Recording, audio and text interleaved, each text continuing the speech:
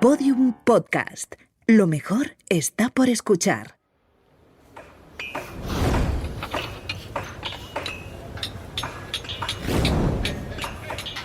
¿Lo escucháis?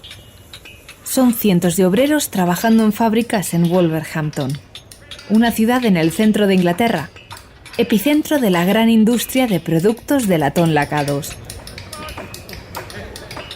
Estos hombres trabajan sin tecnología punta. Es 1840 y las nuevas máquinas todavía están por llegar, aunque lo harán pronto. El personal se pasa 12 horas, como poco, martilleando planchas de metal que después serán teteras, cubiertos, bandejas o candelabros. Las condiciones laborales son auténticamente penosas. Ella es Montserrat Huguet, historiadora y profesora en la Universidad Carlos III. Hábitat completamente infrahumano, condiciones de salud precarias y una esperanza de vida muy baja. Variando las fechas, un varón tendría una esperanza de vida en torno a 30 años de media. Cualquier efecto del trabajo podría minar su salud. Imaginad trabajo en naves sin ventilación, horarios imposibles. La revolución industrial ya ha llegado y está causando un aumento en los precios de los alimentos, de los alquileres, en los productos básicos. Sin embargo, los salarios no aumentan. Hay un exceso de demanda de trabajo. Esto es debido a la mecanización en el campo, a la industria, al aumento de la población, de manera que no hay necesidad de subir los salarios. Siempre va a haber alguien dispuesto a trabajar por ese dinero e incluso por menos. Ya no pueden más. Los trabajadores sueltan el martillo. No se permitirán seguir trabajando en esas condiciones y convocan una huelga.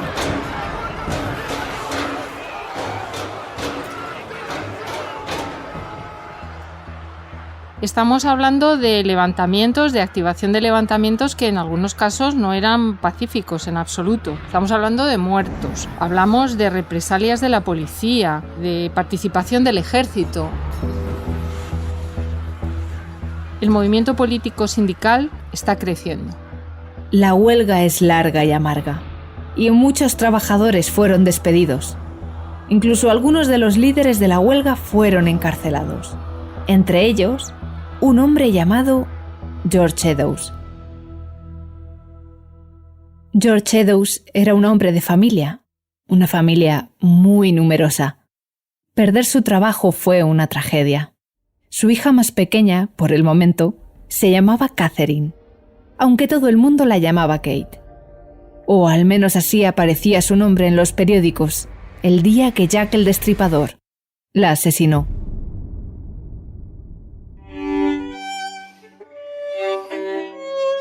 Canónicas.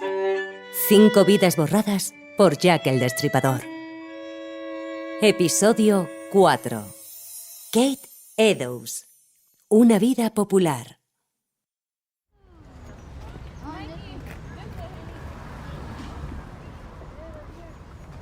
Catherine Eddowes was a poor woman who was born in Wolverhampton. Catherine Eddowes fue una chica pobre que nació en Wolverhampton. Venía de una familia sin recursos. Apenas tenía dinero. Era una joven muy vívida, divertida y lista. Cual relato de aventuras, Vanessa Woolf me descubría la vida de Kate Eddowes. Fue en un evento durante mi estancia en Londres. Nos citaron en el jardín de la iglesia St. George in the East y ahí comenzó a narrar. Y a pesar de todas sus complicaciones, que no fueron pocas, siempre encontraba algo positivo. Se quedaba con las cosas buenas de la vida. Le encantaba bailar y cantar. Siempre fue popular. Decían de ella que era hermosa y simpática y que todo el mundo la quería. Así era Kate Eddowes. Descubrí también que la vida de esta mujer era muchísimo más fascinante de lo que imaginé que sería la vida de una víctima de Jack el Destripador. Viajaba de ciudad en ciudad, vendía cuentos y sonetos, era contestataria. El profesor de historia Robert Hume, que lleva más de 20 años investigando su vida, la describe así. There's a lovely, jolly, friendly, bubbly personality. Catherine Eddowes era una persona amigable, feliz, sociable, dicharachera. Le hubiera encantado ser un hombre para poder vivir la vida que ella quería. Aunque ciertamente ella adoraba su vida, que no fue nada convencional. Quizá acabó siéndolo un poco, muy a su pesar, pero ella, que aprendió de su padre a no conformarse con las migajas, tuvo durante un tiempo la suerte de pensarse libre. Su padre pasó tiempo en la cárcel por ser sindicalista. Hallie Rubenhold es autora de Las 5, las vidas olvidadas de las víctimas de Jack el Destripador. Estaba en la lista negra. Cuando todo terminó, no encontraba trabajo y no le quedó más remedio que trasladarse con su familia a Londres.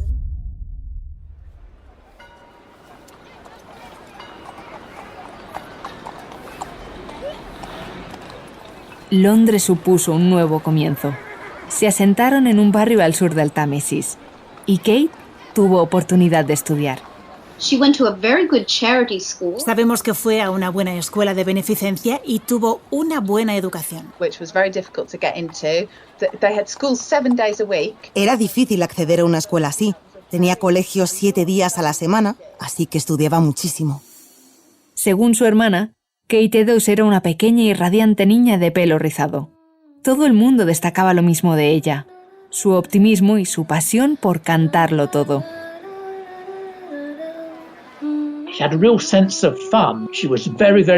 Tenía mucho sentido del humor y le encantaba cantar. Era muy cantarina. Me la imagino cantando salomas, las canciones que entonaban los marineros en los barcos. Pero hoy en día seguramente le encantaría Amy Winehouse.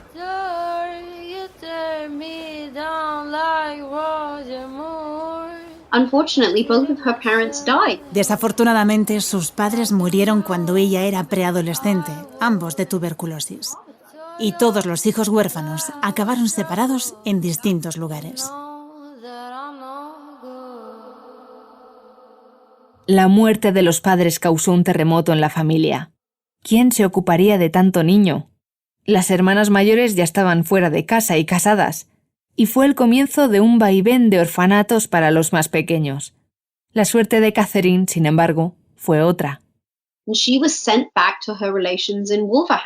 Kate acabó regresando a Wolverhampton con sus tíos.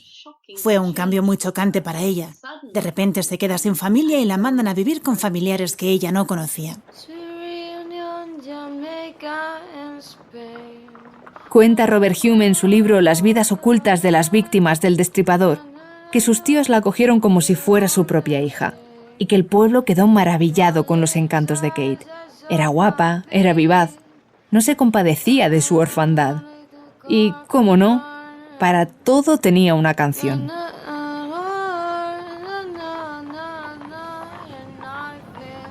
Con 16 años, pronto tuvo que buscar un trabajo.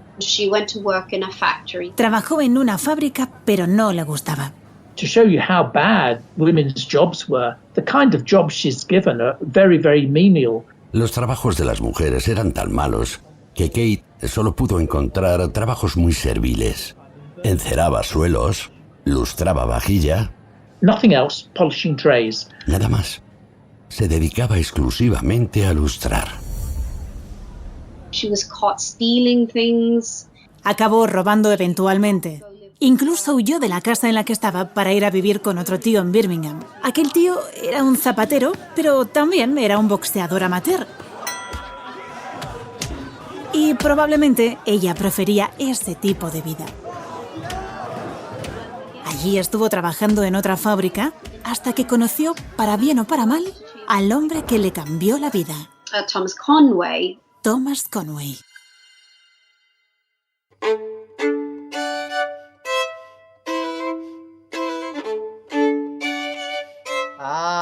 Thomas Conway was her first love. Thomas Conway fue su primer amor. Era un hombre joven, aunque pensionista. Recibía una prestación por sus servicios a la Armada. He was actually in his late 20s. Conoció a Kate en sus 20 y pocos. Él era poeta. Sí, escribía poemas y baladas. Quizás suene más romántico de lo que realmente es, Pero el joven Thomas Conway, del que se enamoró Kate Eddowes, se dedicaba a ir de pueblo en pueblo vendiendo cartillas, baladas, cantares, poemas populares. Él era lo que en aquella época se conocía como Chapman. El personaje del buhonero, vamos a llamarle, conocido también como el Chapman, el vendedor ambulante, es crucial en la evolución de la cultura popular anglosajona. Vende en las plazas, en las calles de los pueblos, una vez al mes, por ejemplo, va haciendo ronda en las ferias anuales, tiene su propio calendario, vende casa por casa. Las novedades: señora, le falta una cuchara, la niña cómo va, le falta el abecedario. El nombre de Chapman se debe a la venta de los chapbooks, los protagonistas de todos los bártulos. Un chapbook es un libro que se vende por capítulos. Eran muy populares en la era victoriana. Piensa que no había televisiones. Una de las obras clásicas vendida como parte de la cultura chapbook es el libro de Robinson Crusoe, que es una producción por fascículos o por entregas. Para el siglo XIX todos hemos estudiado en el colegio la figura de Dickens, sabemos que sus novelas por entregas fueron muy populares.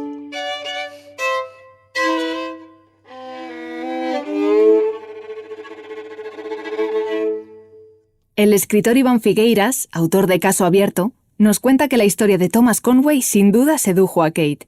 Este hombre que se pateaba todos los caminos, que se sabría todos los pubs de Inglaterra, todas las historias, que había visto todas las ejecuciones, que habría visto periódicos de todas partes y se enteraría de todas las historias. Claro, además para poder coger material para lo que él hacía. Este hombre yo creo que debía ser bastante interesante. Fácil enamorarse de él, diría yo, sobre todo cuando eres una jovencita que ha visto poco mundo.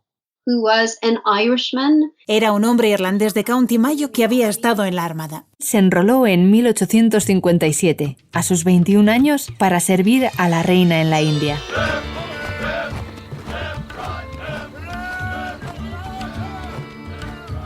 El ejército, el servicio, es una vía de escape que predispone a los soldados hacia algo positivo en su vida. La idea es: me voy a la India, todo va a ser mejor que aquello que voy a dejar atrás.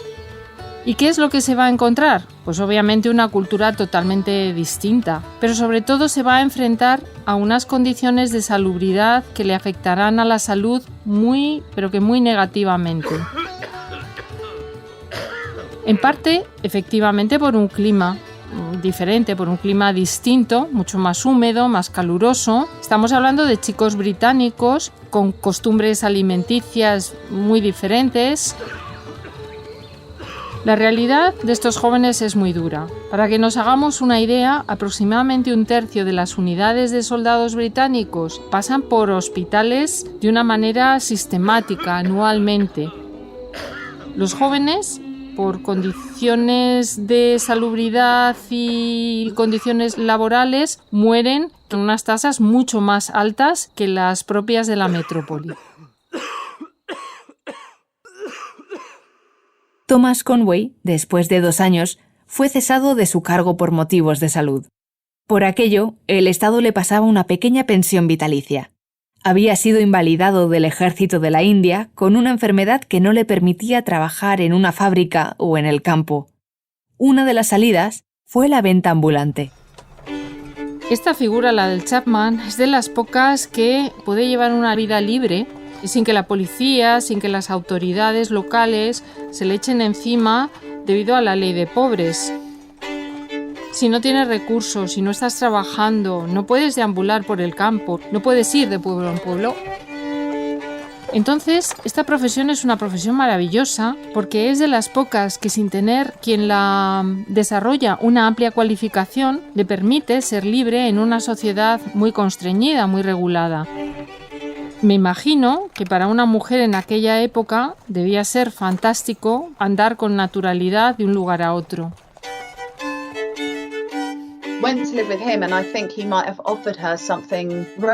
Creo que a Kate le sonó todo muy romántico. Podrían viajar por el país, no vivirían en ningún lugar específico, no necesitaban mucho dinero porque no tenían ningún hijo. Sin duda, Tom Conway podría ser un artista muy romántico. En definitiva, es una vida de libertad. Iván Figueiras, escritor e investigador, asegura que el flechazo no fue solo en una dirección. Hombre, la chica era un coco, ¿eh? Y no me refiero en el sentido de que fuese fea, que tenía cabeza, o sea, tenía cultura, sabía escribir y ese tipo de cosas que en la época el 50% de las mujeres no sabían ni escribir su nombre.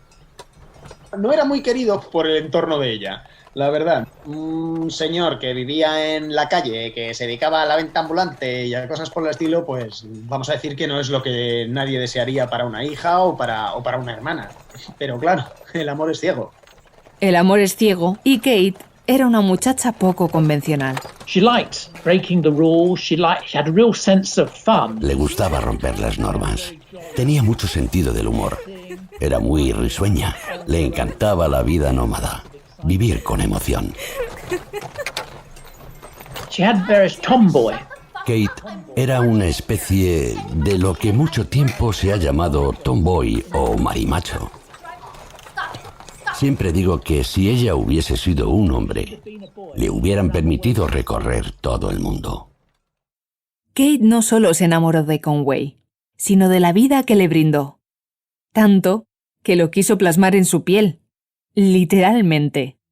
Yes, she did have a tattoo. Sí, tenía un tatuaje. Las iniciales de Tom Conway en su brazo. TC. No era nada común en una mujer de la época. Irene Ramírez, historiadora del arte, nos cuenta que el tatuaje ha sido siempre algo bastante marginal y subversivo. El tatuaje no era lo mismo en un hombre que en una mujer. En el hombre era un símbolo de masculinidad, mientras que en la mujer manchaba la pureza y belleza femeninas.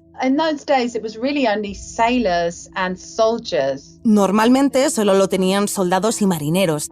Es gracioso porque ahora se ha puesto muy de moda y todo el mundo tiene tatuajes. En ese momento tuvo que ser chocante. También era difícil conseguir que alguien te hiciese un tatuaje. Tendrías que encontrar un soldado o un marinero que quisiera hacértelo. Un tatuaje muy común, por ejemplo, era un punto, tanto en los brazos, en las manos o incluso en la cara. Catherine era una mujer que no seguía las normas sociales. Vivió con Thomas Conway, pero nunca se casaron. Tuvieron un hijo fuera del matrimonio. Vivían de forma nómada, viajando de pueblo en pueblo, vendiendo sus cuentos, por lo que el tatuaje consideró que era fue un acto más de subversión. Seguramente el tatuarse las iniciales de su pareja fue una forma de representar su compromiso. Lo que seguramente nunca imaginó Catherine es que ese tatuaje serviría para identificar su cadáver.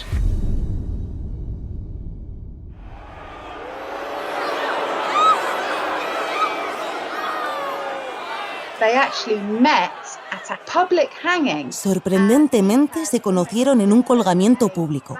Conway había escrito un soneto sobre el hombre al que ahorcaron. En una ocasión, la pareja viajó hasta Stafford Gale, donde 4.000 espectadores se amontonaron para presenciar el colgamiento de Christopher Charles Robinson, un joven de 18 años acusado de haber matado a su prometida. Ellos no eran simples espectadores. Christopher resultó ser el primo de Kate. Del evento quedó el único poema que se conserva de la pareja. Era 1866 cuando lo publicaron, firmado por Thomas Conway, y decía así: Venid aquí, cristianos. Tengo una historia que contar. Fui colgado en Stafford Gale porque alguien fui a matar. El horrible crimen que cometí es impactante de escuchar. Asesiné a Harriet Seagar, a quien una vez yo supe amar. Charles Robinson es mi nombre. Y con pena confieso que aquello que yo he hecho me priva el descansar.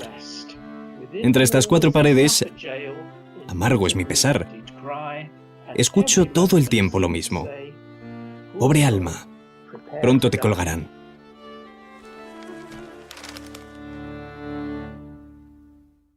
Si este poema lo escribieron juntos a 2 manos, si fue solo él, o incluso solo ella, o como el profesor Robert Hume nos cuenta, quizá fuera copiado de otros poemas populares, nunca lo sabremos. Del poema de la ejecución del primo de Kate Eddowes, parece que salieron muchos beneficios. Tales fueron las ganancias que la pareja pudo seguir su viaje alquilando un costoso carruaje. También cuentan que al llegar, Tom Conway mandó imprimir 400 copias más. Pero de la noche a la mañana, todo cambió. Public executions. Las ejecuciones públicas. Las públicas se prohibieron en 1868. As soon as they stop hanging people, cuando dejan de colgar a la gente, se quedan prácticamente sin trabajo. Y hay que tener en cuenta que Conway y Eddowes escribían sobre estos acontecimientos porque había masas de personas a los que vendérselos. Así que de la noche a la mañana, su trabajo se acabó. Ellos se quedaron sin ingresos y ningún joven se volvió a enamorar en un evento como aquel. El año que prohibieron las ejecuciones, Kate dio a luz a su tercer hijo. La pareja debía encontrar alguna manera de volver a hacer dinero. Desde entonces, su vida seguía deambulando, aunque buscando hospedajes muchísimo más baratos.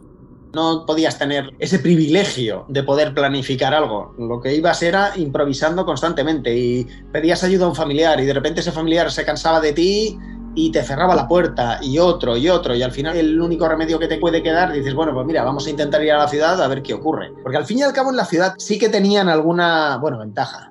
Llamarle eso ventaja, pero sí que tenías algún pequeño paracaídas. Sí que puedes pedir algo de ayuda a la beneficencia en caso de que falles. Así lo hicieron.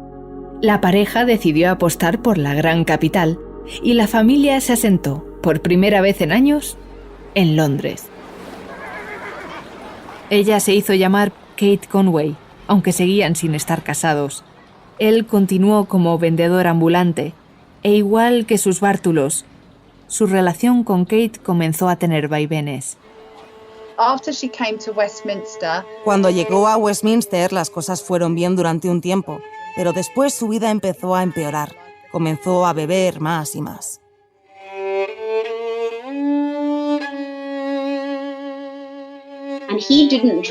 Él no bebía, ella sí. Tenían hijos, no eran capaces de encontrar trabajo. Él acabó de albañil, que compaginaba también vendiendo baratijas y poemas. Pero no prosperaron y el dinero nunca era suficiente.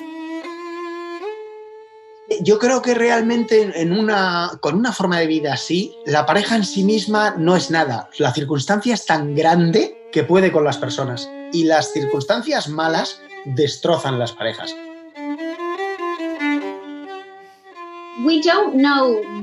No sabemos cuándo él comenzó a ser violento con ella, pero llegó a un punto en el que era insostenible. Kate tenía hermanas que vivían en Londres. A veces llegaba a sus casas con el ojo morado después de una pelea y al final acabaron separándose.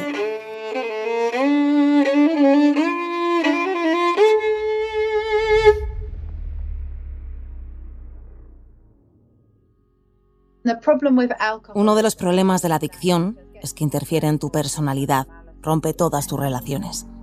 Simplemente la propia familia, los propios hijos decían, no querían saber nada de ella. ¿Por qué? Pues porque lo único para lo cual ella se acercaba a su familia era para pedir dinero para alcohol. Ese es el problema que pasa mucho con los alcohólicos, que realmente no establecen relaciones humanas, establecen relaciones de conveniencia. Muchos testigos, entre ellos la hija de Kate, aseguraron que la relación de ella y Tom no acabó en buenos términos por culpa del alcohol. Estás en una especie como de mundo paralelo en el que los problemas te importan mucho menos, tus miedos desaparecen, o sea, tú estás muchísimo mejor. Ya, la resaca al día siguiente es una faena y sobre todo llegar al día siguiente y habértelo gastado todo en alcohol y no tener para comer ni para comprar más alcohol es horrible, pero no importa, eso es mañana. Hoy estoy borracho y no pienso en nada. Pasó con medio Londres o con medio East End. A pesar de la separación, Kate Eddowes encontró pronto a un compañero que le seguía la juerga. Otro obrero muy parecido a Tom Conway. Era albañil, pero no era violento. Juntos bebían muchísimo. John Kelly es su nombre. John Kelly le daba el frasco, vamos, ¡buf! Otro. Se juntaron el hambre y las ganas de comer. Pero rehicieron su vida. Él la quería. Se fueron a vivir juntos. Kate no estaba sola. Estuvo rodeada de gente que decidió de manera voluntaria estar con ella, a pesar de las circunstancias. Kate Eddowes was with John Kelly for like 7 or 9 years. Kate Eddowes estuvo con John Kelly unos 7 o 9 años. I love her relationship. Me encanta la relación que tuvo con John Kelly. Lo cuenta la investigadora Rebecca Frost. Ella es autora del ensayo Las víctimas del destripador en la literatura. They need money for food, so he pawns the boots off his feet so they can eat. Cuando necesitaban comida, Kelly hacía lo que fuera por conseguir unos peniques. Incluso si tenía que vender sus botas. They've been together for years at this point. Creo que eso habla mucho de la relación. Pasan juntos tantos años. Tanto ella como él eran habituales de pasar la noche en el calabozo, porque a lo mejor tienes la suerte de que te den algo de comer. Desde luego vas a tener una cama relativamente decente y con menos pulgas que en un albergue. El calabozo puede ser muy cutre, pero desde luego tan cutre como los albergues de la época, o peor aún como las workhouses, no creo. Y seguramente una comida calentita sí que le daría a la policía. He heard that she was in jail for drinking. Un día llega a oídos de Kelly que ella está en la cárcel por beber. Entonces, claro, yo, si me entero de que mi pareja en esa circunstancia, a la que no encuentro, me dicen, no, que es que está detenida. Ah, vale, genial. Por lo menos no pasa hambre. Una noche en la cárcel, al fin y al cabo, es una noche fuera de la intemperie. Pero no transcurrió como él la imaginó. La pusieron en libertad, se despidió con toda la alegría del mundo de la policía, de lo cual se puede deducir que les conocía muy bien, y no se volvió a saber de ella.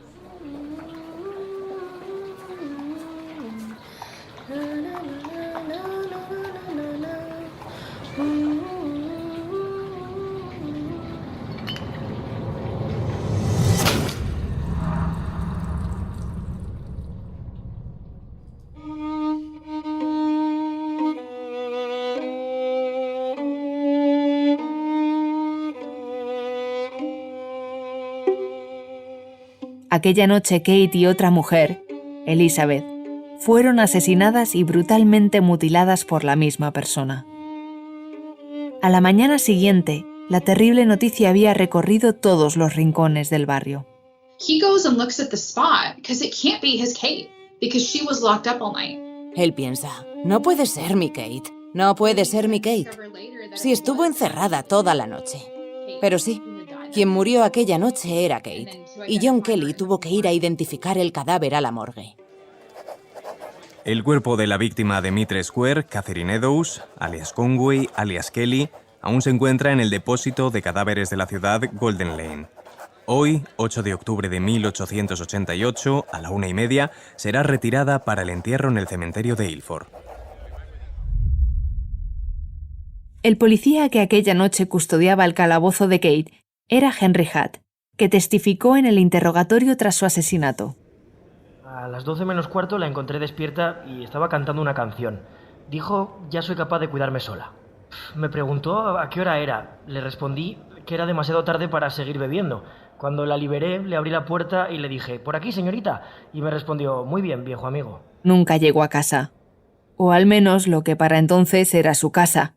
Una cama de alquiler en Dorset Street que aquella noche no fue capaz de pagar. Puede que estuviera intentando dormir en plena calle cuando Jack el Destripador se la encontró. No que Jack el Destripador la hubiera intentado contratar sus servicios como prostituta ni nada por el estilo, sino que se la hubiera podido encontrar intentando dormir en el suelo, en un rincón oscuro de la Plaza Mitre.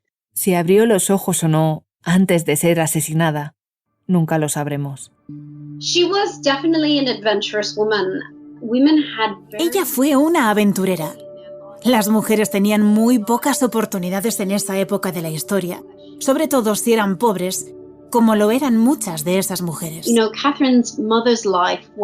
Por ejemplo, la madre de Kate fue una implacable máquina de hacer niños. 12 niños. Ella murió con 40 años. Tenía toda una vida por delante, pero tienes que ser cuidadora. Y no tienes dinero. Estás hambrienta porque tus hijos tienen que comer. Esa era la vida que te esperaba como mujer. Y creo que la decisión que tomó Kate era negarse a ese modelo de vida. El de te casas, tienes hijos y mueres, y luego tu hija sigue el mismo camino. Horrible, horrible existencia. Creo que ella huyó de eso con Thomas Conway, aunque al final no lo consiguió. Kate Eddowes se convirtió en la cuarta víctima canónica de los crímenes de Whitechapel. Todo el mundo coincide con lo mismo, que era una buena persona, que una buena persona que no se merecía lo que le pasó. I'd really got this sense of her just being really, really positive. Era una mujer que gustaba, graciosa, divertida, tenía muchos amigos y nadie hablaba mal de ella. And, you know, they're always thinking about what other people would think of them. Aunque le daba igual lo que pensaran los demás, Catherine Eddowes era alguien que se lanzaría a la vida de cabeza.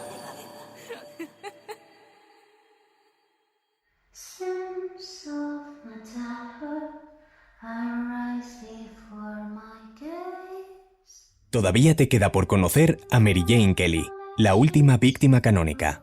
Si su muerte te parece misteriosa, espera a escuchar su vida. Más en el próximo episodio de Canónicas, en Podium Podcast.